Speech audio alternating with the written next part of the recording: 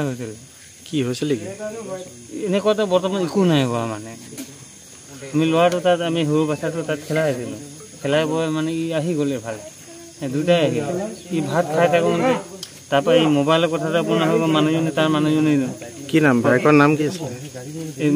dead বডিটোৰ নাম হৈ গ'ল আপোনাৰ অজয় আৰু তাৰ নাম হৈ গ'ল আনন্দ আনন্দে মাৰিলে অঁ আনন্দ আৰু অজয় কি আছিলে সম্পৰ্ক কি আছিলে ভায়েক হৈছিলে